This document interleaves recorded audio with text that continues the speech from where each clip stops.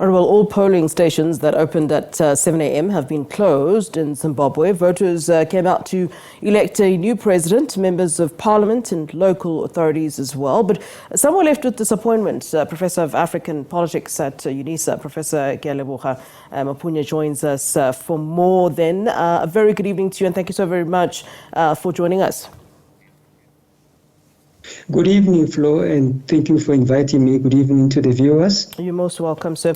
Let's talk about, we're hearing obviously about those delays and ballot papers not reaching certain spots in time. But so far, no violence has been reported, although there are fears, security concerns rather, that this may indeed happen. What is your reaction or observation of what's taking place in Zimbabwe at the moment?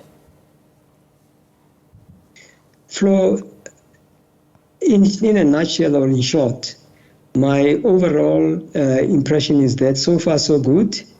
Despite the teething problems that you have mentioned, your reporters have also been reporting from Zimbabwe, telling us about the situation. We all know that there have been, shortages of materials, voting materials, ballot papers, especially predominantly in the urban areas, but also that there have been, some unexplained delays here and there. But overall, my impression is that the election has gone off to a good start. Yes, you mentioned that thankfully there has not been any violence. However, I would be very reluctant to give a verdict, about the election overall, because remember, this is only the election day, and on top of that, as we speak, some voters are still queuing in some in some voting stations in those areas where by 7 p.m. cutoff, they had not yet managed to cast their votes, their ballots. Do you think that the suspicion is warranted? In those areas where we're hearing there's been extensions. One of the commentators that my colleague Mbali spoke to just now mentioned the fact that, there's concern about, people being bussed in who would vote in a certain way. And that's why there have been these extensions. Is that sort of fear, do you believe, justified, especially if we look at the political climate of Zimbabwe and historically, how Zimbabwean elections have gone? There are about 6 million voters that we expected to have cast their votes by the end of voting, 7 p.m. today. Not many of them have managed to do so. And they're still, going to do so. An election such as this one, Flo, in my view, is tension-filled.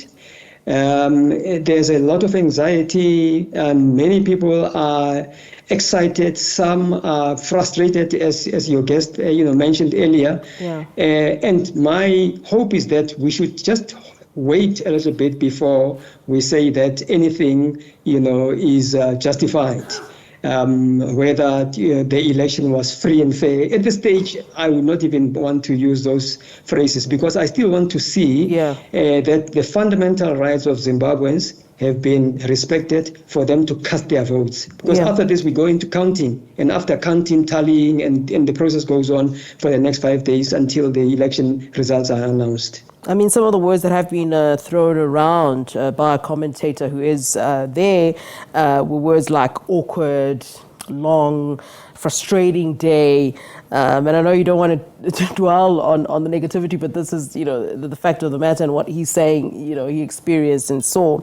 And he was talking specifically about the urban areas, which are seen as strongholds for some of the opposition parties. Do you think that it might be what we've seen in the past, where there is some sort of, and I use this word with caution, there might be some sort of, a push to kind of sabotage those opposition parties who may perhaps in those particular urban areas enjoy a lot of support?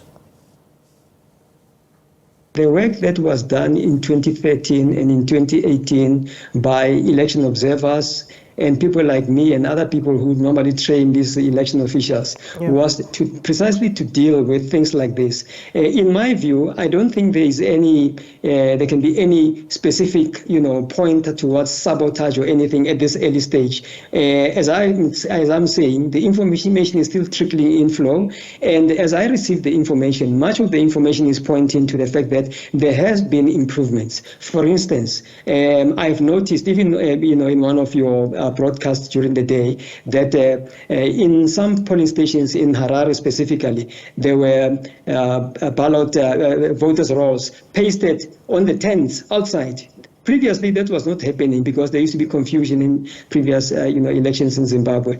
Of course, things like this, we want them to improve. We want to make sure that, the material is there in all the polling stations to avoid any accusations. But having dealt with elections across the continent, this is one of those common things that normally happens. Accusations will fly left, right, and center flow. But the idea is for those who are in election management to be very focused at this early stage. It's still very early days for them to panic. They should make sure that they do the right thing, follow the election calendar, follow the election rules and regulations, and everything will go according to plan, in my view. Okay, I know you want to be positive about it also. Let's end our interview on a positive note then.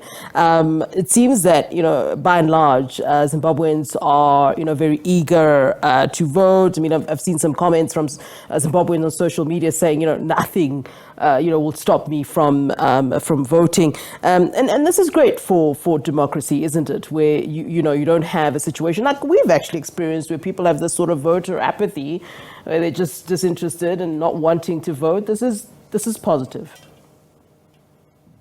This is positive flow, and please don't get me wrong, and your viewers at home shouldn't get me wrong. I'm not saying these, what one of your commentators call shenanigans, should be, swept underneath the carpet.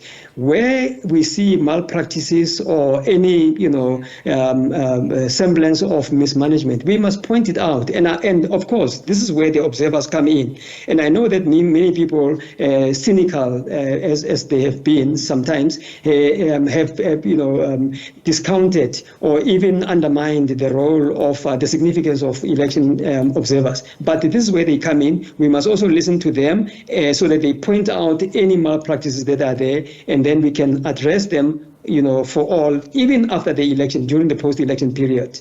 All right, Prof, we appreciate your time. Thank you very much for being with us this evening on SABC News.